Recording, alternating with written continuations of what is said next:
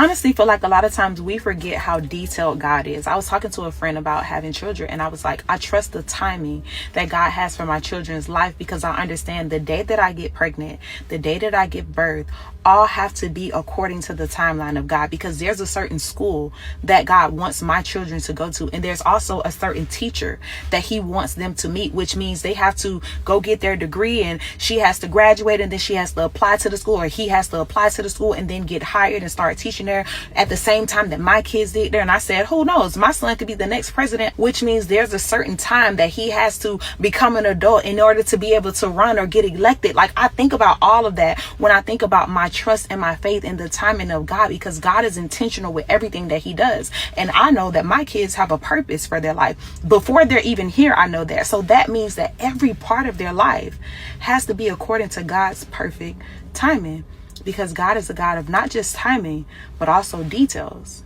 And when you think about it from that perspective, that takes away the rush or the I hate being in this waiting season. The will that God has for your life or your children's life, it not only includes y'all, it includes other people. There's other people that's connected in the process, and they also have to get in position. So when you understand that, it makes the wait worth it, because God, I don't want anything that's outside of your will, because I understand that your thoughts and your ways are far beyond mine. So if I'm waiting, I know it's going to be worth it.